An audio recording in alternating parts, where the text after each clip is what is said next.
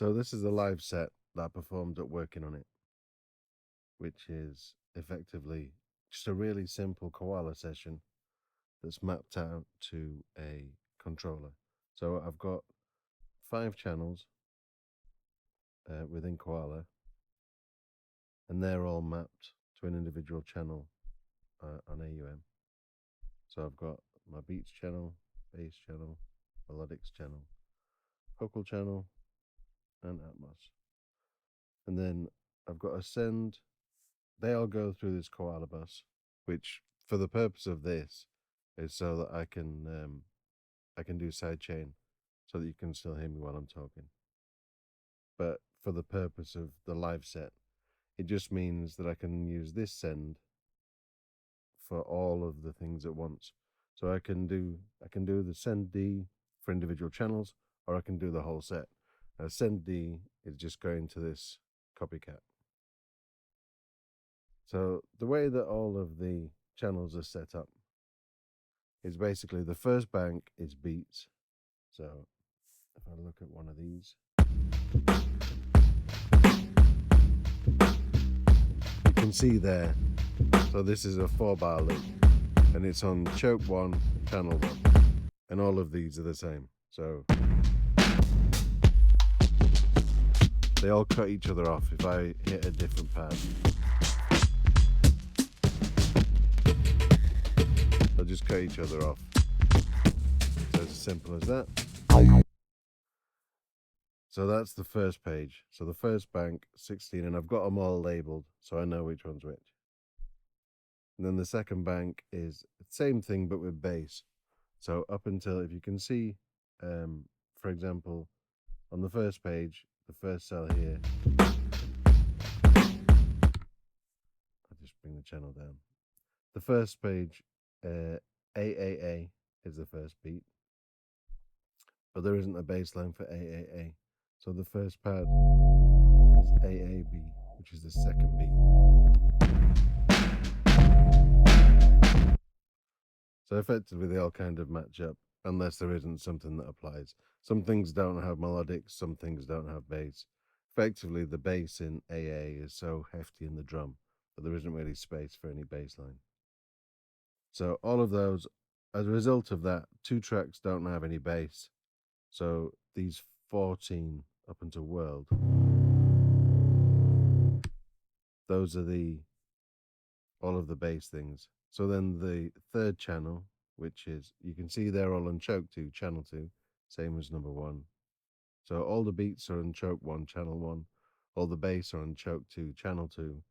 Channel 3 is the melodic elements.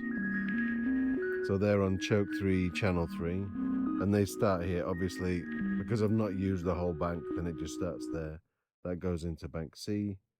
And then they finish here. So that's the last one of those.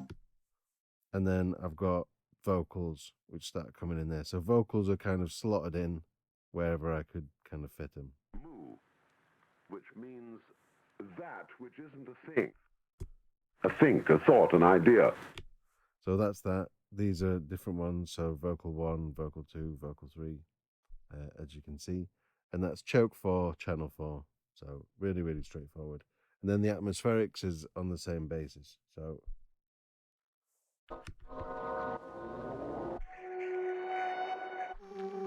they're on choke 5, channel 5.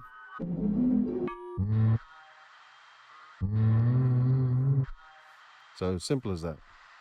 So that's all those mapped out, and then the extra spaces here are just more vocals. The echo play. Modern day Marvel 1. So that's how the actual set works out. These are all 4-bar loops, and then they're all assigned to their own different banks. So I can have a maximum of 16 tracks because I'm using the beats. I could probably, because it was loud, the Atmos is not really all that noticeable. That's the kind of stuff that you notice when you're listening to it on headphones. So maybe in future I might actually put less Atmos and more vocals, but we'll see. Now the way that the sequences are set up, so essentially I've got sequence 1. So if I just bring everything back up, you'll see obviously sequence 1. It doesn't work in order. I had like a set list. So sequence 1 happens to be this called caps. So you can see I've got caps there, and then caps has got a bass line, the 4th one across, and then caps has got these 4 vocals at the end, and there's no Atmos for it. So basically it just starts off like this. Which means that which isn't a thing. A think, a thought, an idea, but reality itself. So you can see in the first sequence, that's just going to play along. I'm going to drop the vocal out. So the first sequence, it just has, it doesn't, it's just playing the bass. So you can see the bass is playing through. It's not actually playing any of the melodics, that's literally just the bass line, and then the vocal. Which means... So that's the introduction, then the second bit, you can see, just pause that a second. So you can see, because they're 4-bar loops, it means that I can then, any point after they've triggered, I can change to the next one. So timing's not super critical. It's not like I've got to hit it, you know, bang on. It means that the sequences only start at the beginning of each sequence. So that was the easy way of achieving that. So the second one, the only difference on this, you'll see that all of these are one-shots. You'll see they're all set up to one shot. This is the only difference, the only exception. Move. And that's because I wanted to use it for 2 different things. So effectively, I wanted to be able to use this as a whole. Move. The very sound. And I wanted to be able to just use the beginning bit. Move. So that I could get as much as I could out of the vocal samples effectively. So if I just play that bit again. Move. The very sound. So you can hear. Move. This is the whole of the vocal sample playing through. Move. The very sound. But then on the next sequence, I'm going to bring the drums in. So I've got change here, you'll see it's going to change when it hits the next point.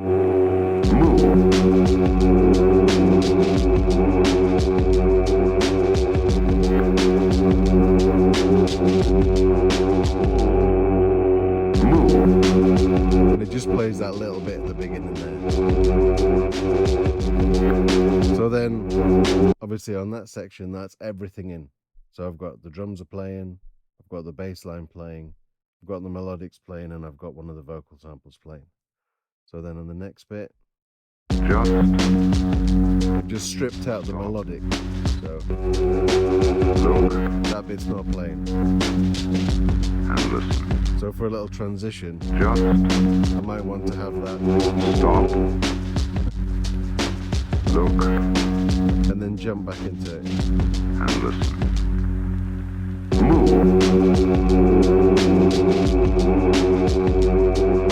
So that enables me to kind of do that. Then I've got on this last section here, it drops the drum out again. Well then, who are you? So that provides me, obviously that's the 4th vocal sample, that's providing me with kind of a space to get into the next section. So the next section,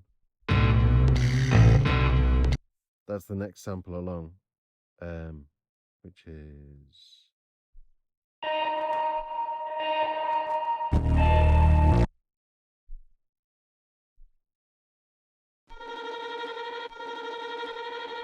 Can't remember which one it is. Oh no, sorry, it's this one. So that's the atmospheric element of it. And it means that when I come out of this with no drums, Well then, who the transition point is going to be quite smooth because it's not going to go from one drum beat to another drum beat. What is I? Just drops quite nicely in there. So we've got, obviously we've got the atmospherics, it's playing the melodics as well, sorry, the bass line. And then when I change to the next section, that's going to drop the drums in.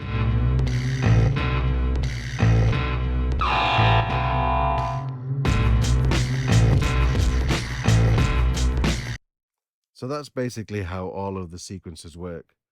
Some of them have got more than one sequence per loop. Other ones just come straight in. So everything's in on that one. Then it's a question of effectively playing it with the mixing desk. So if I go, if I just move on to a different one. See, that one's got vocals as well, so that'll work quite nicely. Let's bring. Sorry. What's it called? Mudhole.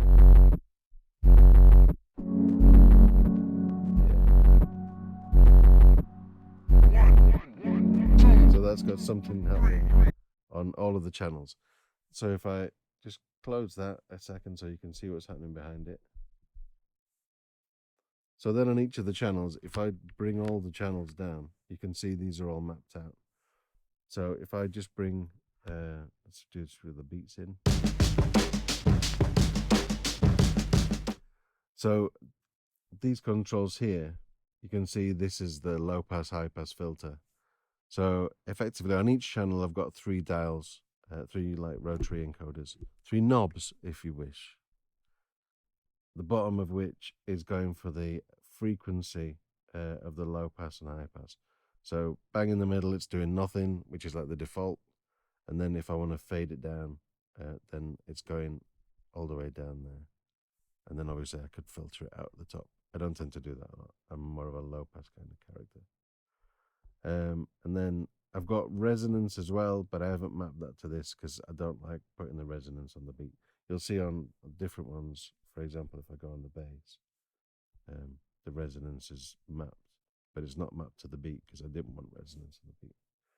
And then the other one is just the amount. I've got the hard clip gain.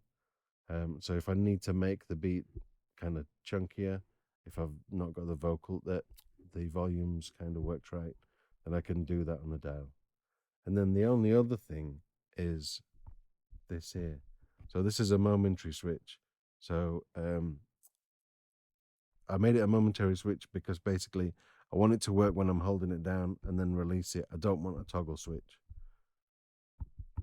And what that's doing is that's going over to this here. It's got a bit of a noise floor, which is why I've not had it on. So there you go.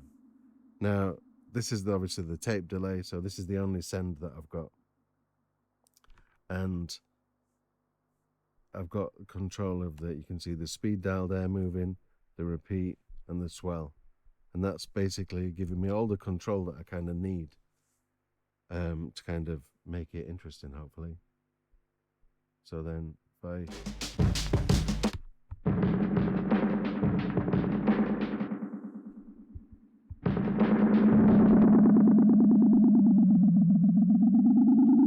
see I can send a bit in even when the channel's muted because of whereabouts it is in the chain. So it doesn't matter if, obviously, just drop that, fade that down. It doesn't matter if the channel fader is up or down. As you can see.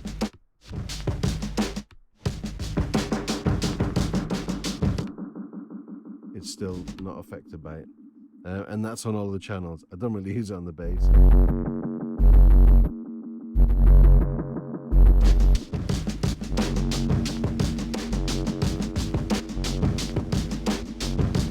Although it works quite nicely.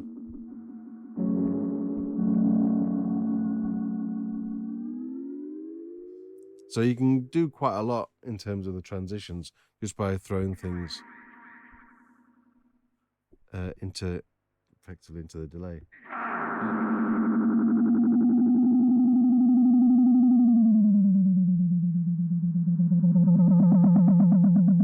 Because it feeds back so nicely, it gets into like self-oscillation territory really easily, and you can just kind of just keep that moving, sort of ride the tape delay like an instrument effectively.